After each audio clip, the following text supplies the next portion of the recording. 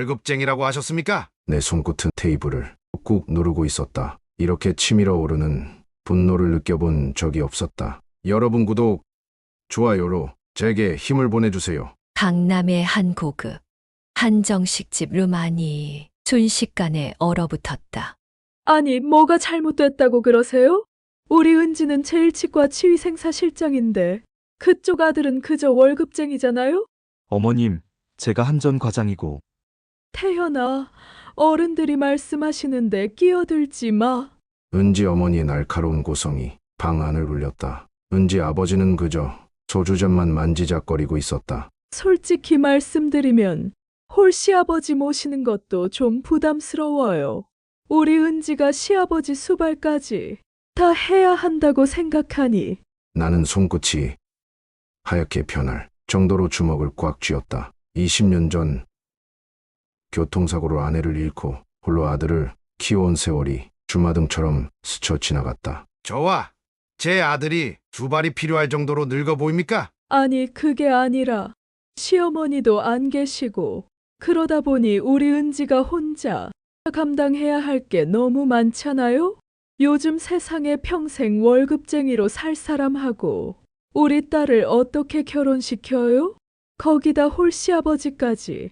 나의 이성은 끊어져 버렸다. 30년 공직 생활 동안 쌓아온 모든 인내심이 무너지는 순간이었다. 방금은 우리나라 기간 산업을 지키는 아들의 직업을 무시하시더니 이제는 제가 호랍이라는 이유로 결혼을 반대하시겠다는 겁니까? 나의 목소리는 차갑게 가라앉았다. 평생 단 한 번도 써본 적 없는 분노에 찬 어조로 이어갔다. 저는 평생을 공직자로 살았고 홀로 아들을 키우면서도 단 한 번도 부끄럽지 않은 삶을 살았습니다. 우리 아들은 절대 돈으로도 가정환경으로도 판단받을 사람이 아닙니다. 나는 천천히 자리에서 일어났다. 태연아, 일어나거라. 여기 더 이상 있을 필요 없다. 아니, 지금 가시겠다는 거예요?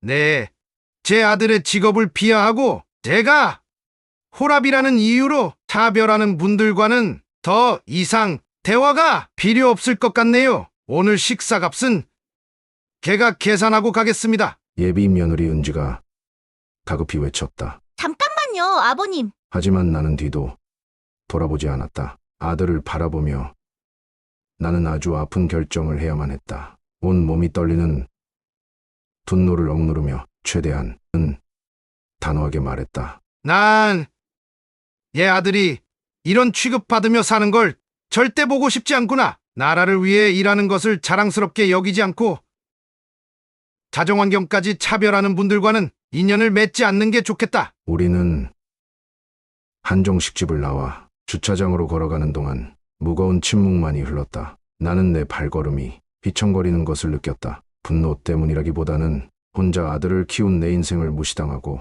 아들의 인생을 내가 깨뜨린 건 아닌가 하는 자책감 때문이었다. 아버지, 나는 아들의 말을 막았다. 아직은 아무 말도 하고 싶지 않았다. 차에 올라타고 나서야 나는 깊은 한숨을 내쉬었다. 죄송합니다.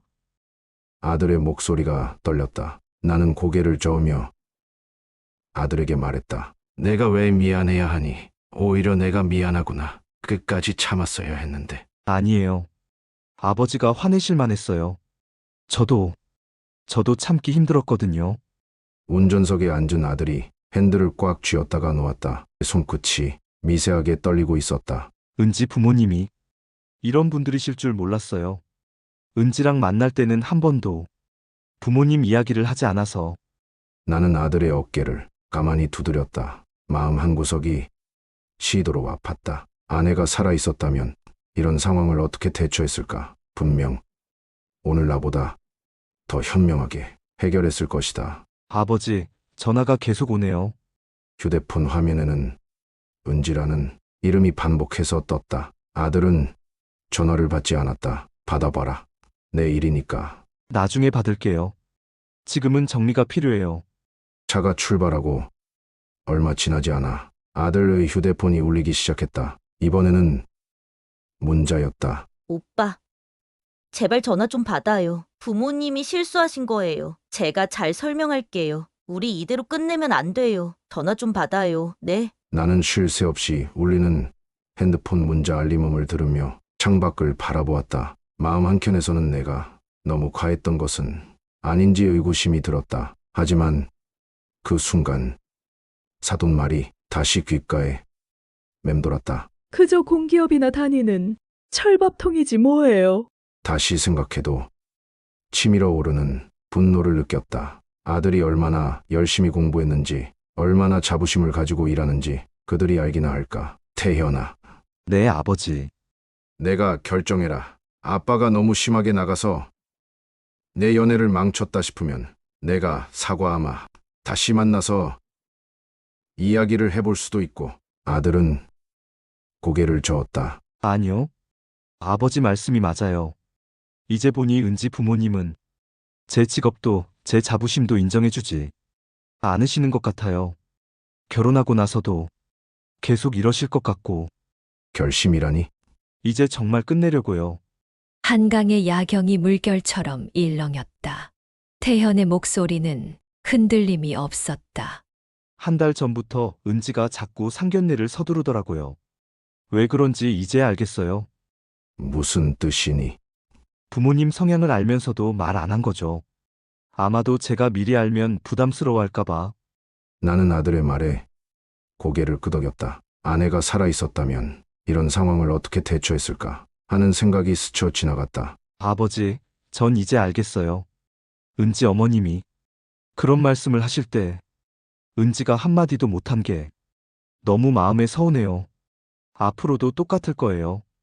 공기업 다니는데도 월급쟁이라고 무시당하고 아버님 홀로 계시다고 차별받고 매번 은지는 그저 침묵할 테고 태현의 눈가가 붉어졌다. 이런 결혼 생활 절대 행복할 수 없을 것 같아요.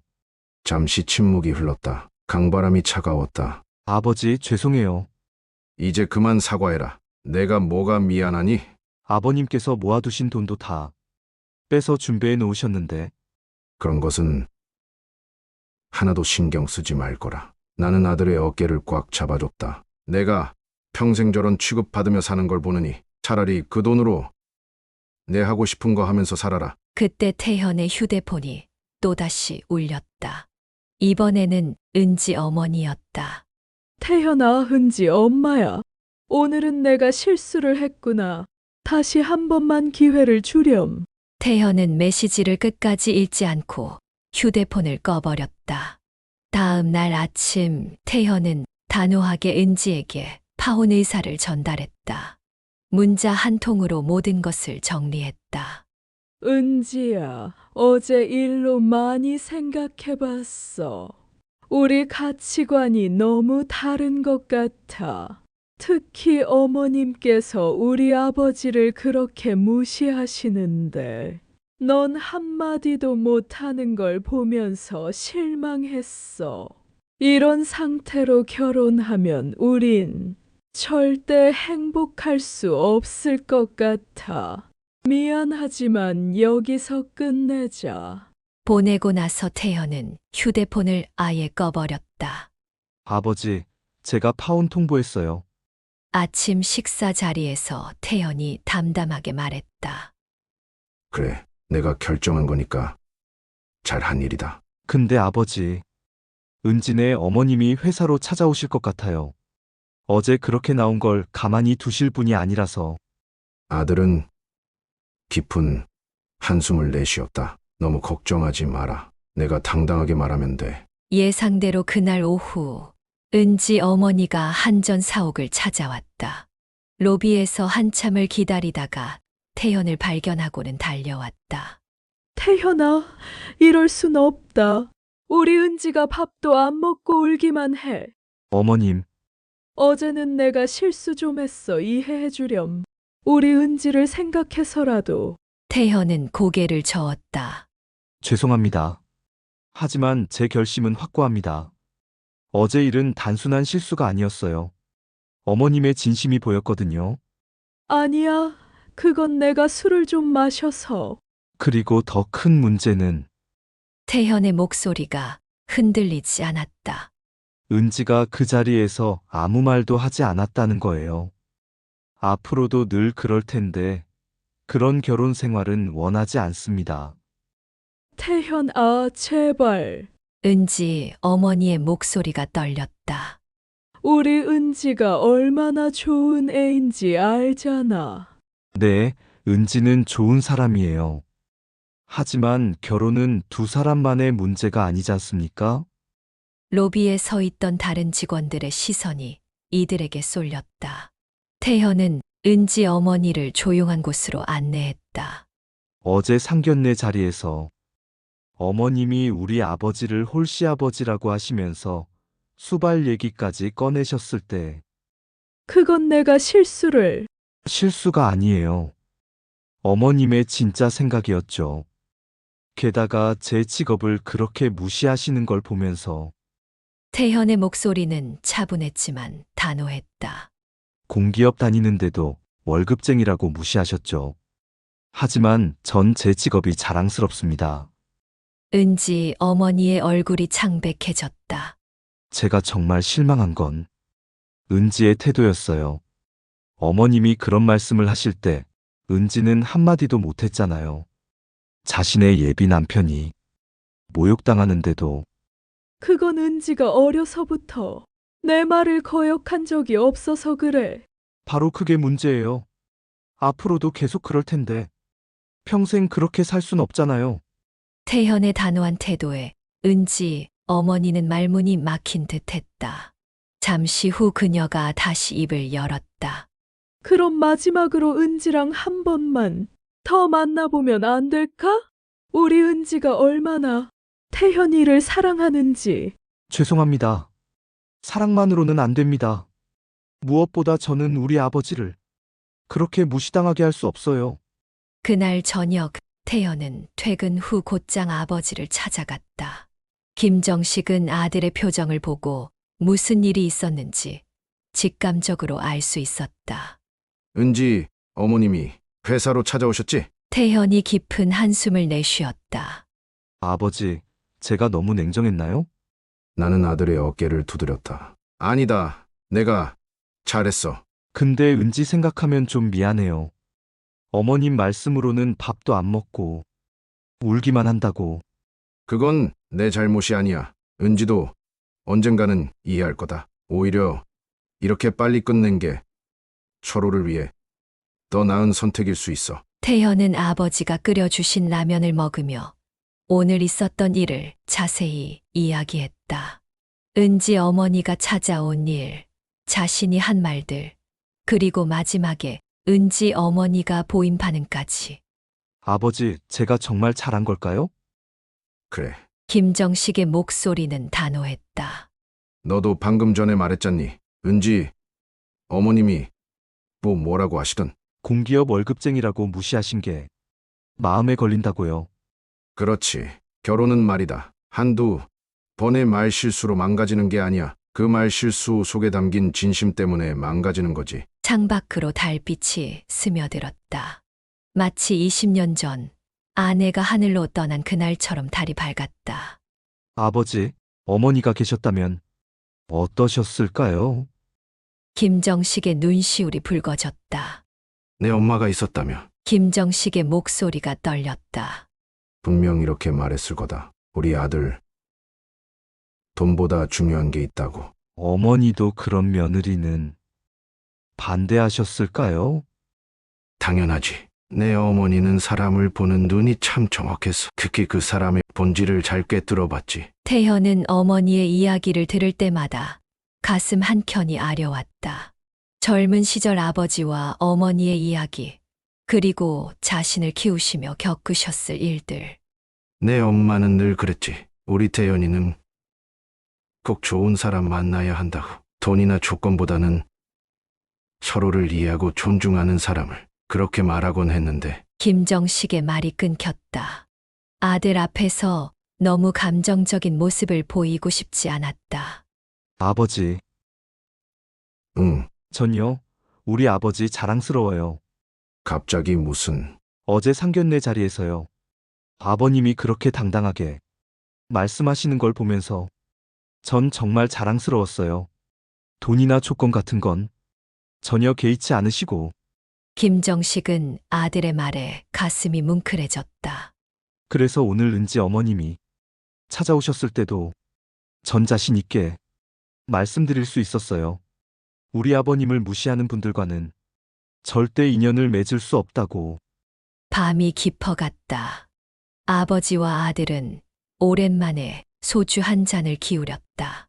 태연아, 앞으로도 내 선택을 후회하지 마라. 돈보다 중요한 건 사람이야. 그걸 모르는 사람과는 평생을 함께 할 수 없는 거고. 한 달이 지났다. 태현은 새로운 보금자리를 마련하기로 했다. 아버지가 주시려던 1억 8천만 원과 자신이 모은 돈으로 회사 근처에 전세를 구하기로 한 것이다. 아버지, 이번 주말에 시간 되세요? 왜? 제가 알아본 집이 있는데 한번 봐주시면 좋을 것 같아서요. 김정식은 흔쾌히 승낙했다. 역 근처의 깔끔한 아파트였다. 회사와도 가깝고 역세권이라 교통도 편리했다. 여기라면 아버지도 자주 오실 수 있잖아요. 주말마다 제가 찾아뵙긴 하겠지만. 너 독립하면 주말마다 찾아올 필요 없다. 내 생활도 있을 텐데. 아니에요. 매주 꼭 뵈러 갈 거예요. 집을 둘러보는 동안 중개사가 말했다. 아드님 결혼하시나 봐요. 아니요. 혼자 살려고요. 아이고 요즘 젊은 분들은 결혼 전에도 이렇게 좋은 집을 구하시네요. 김정식은 아들의 표정을 살폈다. 한 달 전과는 달리 훨씬 밝아 보였다. 태연아, 네? 은지한테서 연락 온 거 있니? 아니요. 이제 완전히 정리된 것 같아요. 처음엔 좀 힘들었는데, 이제는 그때 결정이 정말 잘한 것 같아요. 김정식은 고개를 끄덕였다. 사람은 누구나 실수할 수 있다. 하지만 그 실수를 통해 더 성장하는 것, 그것이 중요한 것이다. 전세 계약을 마치고 돌아오는 길, 태현의 휴대폰이 울렸다. 아버지, 잠시만요. 회사 법무팀에서 전화 왔네요. 통화를 마친 태현의 얼굴이 살짝 상기되어 있었다. 무슨 일이니? 다음 주에 있을 회의 때문에. 법무팀 최 과장님이에요. 김정식은 아들의 표정이 달라지는 것을 놓치지 않았다. 평소 업무 전화를 받을 때와는 다른 분위기였다. 최 과장이라는 분 여자분이니? 네. 네 우리 회사 법무팀에서 제일 실력 있으신 분이에요. 아버지처럼 공직자 출신. 아버지를 두셨대요. 오호라. 아버지, 그런 눈빛으로 보지 마세요. 내가 뭐라고 했다고? 김정식이 웃으며 말했다가 그냥 내가 누군가를 소개할 때 그 사람의 아버지 얘기까지 하는 건 처음 봐서. 태현의 귀가 붉어졌다. 그건 아버지가 공직자여서 그냥 떠올라서. 그래. 그렇겠지. 차 안에 잠시 침묵이 흘렀다. 김정식은 아들의 달라진 모습이 반가웠다. 은지와 헤어진 후 한동안 침울해 있던 것과는 달리 요즘은 활기가 돌아온 것 같았다. 근데 아버지, 응. 이번 주말에 회사 동료들이랑 등산 가기로 했어요. 법무팀이랑 같이. 그래. 좋지. 운동도 하고. 죄송해요, 주말마다 찾아뵙겠다고 했는데. 김정식은 아들의 어깨를 툭 쳤다. 너 좋은 데 가는데 왜 미안해하니? 아빠는 내가 즐겁게 지내는 게 더 좋아. 2달이 지났다. 새 집으로 이사한 태현은 틈틈이 아버지를 찾아왔지만 주말 등산 모임은 한 번도 빠지지 않았다. 아버지, 이번 주말에 시간 되세요? 문득 걸려온 아들의 전화에 김정식은 의아했다. 그래. 무슨 일이니? 최 과장님이 아버지 같이 식사하면 어떨까 하시는데. 김정식의 입가에 미소가 번졌다. 갑자기? 아니, 그게 최 과장님 아버님도 공직자 출신이시라고 했잖아요. 은퇴하시고 도서관에서 한자 가르치신다고. 그래서 아버지랑 비슷하신 것 같아서요. 아버지도 동네 어르신들 한자 가르치시잖아요. 김정식은 아들의 말투에서 설렘을 느낄 수 있었다. 은지를 만날 때와는 전혀 다른 모습이었다. 아버지가 불편하시면 아니다. 좋지. 어디서 만날까? 최 과장님이 아버지가 좋아하는 매운탕집 아신대요. 내가 매운탕 좋아하는 걸 어떻게? 제가 말씀드렸죠. 아버지 취향도 어머님 이야기도. 김정식의 가슴이 따뜻해졌다. 아들이 그동안 최 과장과 이런저런 이야기를 나누었다는 게 느껴졌다. 더구나 이번에는 아들이 편하게 아버지 이야기를 했다는 것이 더욱 마음에 들었다. 매운탕집에서의 첫 만남은 김정식의 예상과는 전혀 달랐다. 최미연 과장은 단정한 정장 차림으로 나타났고 공손하게 인사를 건넸다. 안녕하세요, 아버님. 태연 씨한테 많은 이야기 들었습니다. 네. 저도 우리 태연이한테 이야기 많이 들었습니다. 자리에 앉자 최미연이 자연스럽게 술을 따랐다. 아버님 태연 씨가 말하길 공직 생활하셨고 지금은 한자를 가르치신다고 들었어요. 저희 아버지도 그러세요. 저도 들었어요. 초등학교 교장 선생님이셨는데 퇴직하시고 도서관에서 애들 가르치시는 게 취미가 되셨다고 하셔요. 대화가 이어질수록 공통점이 하나둘 발견되었다. 김정식은 최미연의 말투나 태도에서 진정성을 느꼈다. 무엇보다 달랐던 것은 그녀가 태연을 바라보는 눈빛이었다. 존경과 신뢰가 담긴 눈빛으로 태연의 이야기를 경청했고 때로는 업무적인 조언을 건네기도 했다. 태연 씨가 이번에 승진 대상이라 하던데요. 당연한 결과라고 생각해요. 업무 능력도 뛰어나고. 옆자리에서 살짝 긴장한 듯 와인 잔만 만지작거리는 아들의 모습을 보며 김정식은 미소 지었다. 지난번 상견례와는 전혀 다른 분위기였다. 누구도 서로의 재산을 묻지 않았고 직업을 비하하지도 않았다. 그저 서로를 이해하고 알아가려는 진솔한 대화만이 오갔다. 집으로 돌아오는 길, 김정식은 아들의 얼굴이 환하게 빛나는 것을 보았다. 아버지 어떠세요? 최 과장님. 태현의 얼굴이 붉어졌다. 달빛이 차창으로 스며들었다. 문득 아내가 생각났다. 내 어머니가 참 좋아하겠구나. 어머니가요?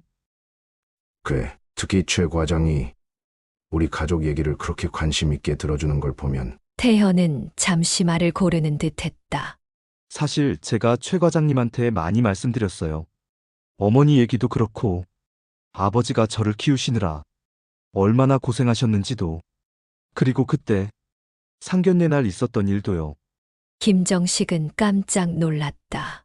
최 과장님이 그러시더라고요. 그런 상황에서 아버님이 그렇게 당당하게 아들을 지키시는 모습이 정말 멋있었을 것 같다고. 김정식의 눈시울이 뜨거워졌다. 아버지, 다음에 어머니 산소에도 같이 가보면 어떨까요? 최 과장님이 인사드리고 싶다고 하시는데. 그날 밤 김정식은 오랜만에 아내의 사진을 꺼내 보았다. 20년 전 태현이가 15살 때 찍은 마지막 가족 사진이었다. 사진 속 아내는 늘 그랬듯 따뜻하게 미소 짓고 있었다. 돈이나 조건 따지기 전에 사람을 보는 당신이 늘 바라던 그런 사람이요. 창밖에서 별빛이 깜빡였다. 그때 내가 옳은 선택을 한 걸까? 상견례 자리에서 그렇게 화를 내고 나온 게 밤바람이 커튼을 살랑거렸다. 마치 아내가 그래요, 당신이 잘했어요 라고 속삭이는 것 같았다.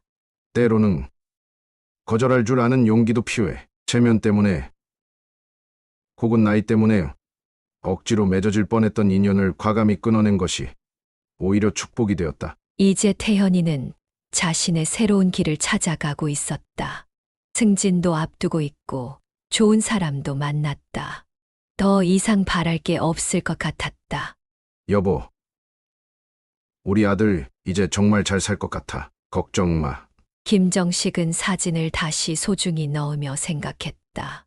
세상에는 돈으로 살 수 없는 것들이 있다. 직업에 대한 자부심, 서로에 대한 존중, 그리고 진정한 마음, 그것들이 바로 그런 것들이다. 이제 나도 당신 곁으로 갈 때까지 마음 편히 있을 수 있겠네. 창밖의 별들이 더욱 밝게 빛나는 것 같았다.